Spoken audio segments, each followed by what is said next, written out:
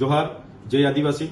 હમણાં થોડા દિવસ પહેલા જે સ્થાનિક સ્વરાજ્યની ચૂંટણી થઈ એમાં છોટાઉદેપુર તાલુકાની તાલુકા પંચાયતની 13 જેટલી બેઠકો પર આમ આદમી પાર્ટીના ઉમેદવારોનો ભવ્ય વિજય થયો।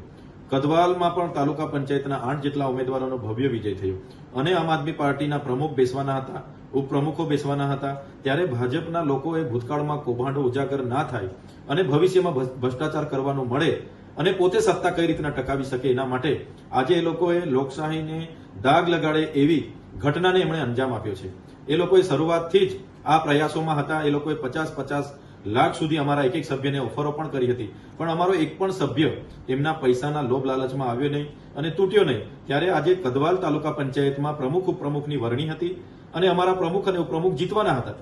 ત્યારે એનાથી ડરીને આ વરણીમાં જતા અમારા સભ્યને ત્યાં તાલુકા પંચાયતની સામાન્ય સભાની અંદર પ્રવેશતાની સાથે જ એમણે ત્યાં પહેલેથી જ પોલીસને સાથે રાખીને પૂર્વ આયોજિત કાવતરું કરીને અમારા 3 સભ્યને એમણે ઉઠાવી જવા માટેના પ્રયાસો કર્યા। ત્યારે અમારા કેટલાક બહેનોએ એમને પકડ્યા, છોડાવવાના પ્રયાસો કર્યા, છતાં પણ એ લોકોએ 3 જેટલા અમારા સભ્યનું અપહરણ કર્યું અને લઈને ભાગી ગયા।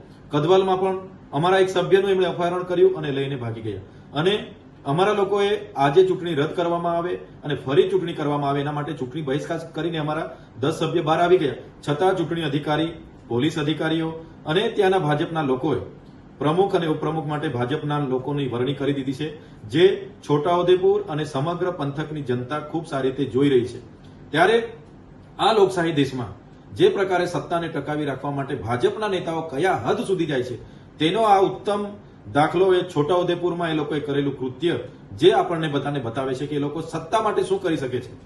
ત્યારે એ ચાહે છોટાઉદેપુર હોય, કદવાલ હોય કે આ સમગ્ર ગુજરાતની જનતાને મારી વિનંતી છે કે જે જનતાએ જનાદેશ આપ્યો, જે જનતાએ આમ આદમી પાર્ટીને સમર્થન આપ્યું, વિશ્વાસથી મત આપ્યા, હવે એ મતની ચોરી આ પ્રકારના ભારતીય જનતા પાર્ટીના નેતાઓએ કરી છે, જેને ક્યારે કોઈ માફ કરવું જોઈએ નહીં। એ પોલીસ અધિકારીઓ, એ નેતાઓ અને એ ચૂંટણી અધિકારીઓ પર આવનારા દિવસોમાં અમે ન્યાયિક રીતે આગળ ચૂંટણી પંચમાં પણ જવાના છે, નામદાર હાઈકોર્ટમાં જવાના છે। અમારી માંગ માત્ર ને માત્ર જનતાના જનાદેશ બચાવવાનો, લોકશાહી બચાવવાનો, દેશનું સંવિધાન બચાવવાનું છે અને એના માટે અમે સડકથી લઈને સદન સુધી આવનારા દિવસોમાં લડવાના છે।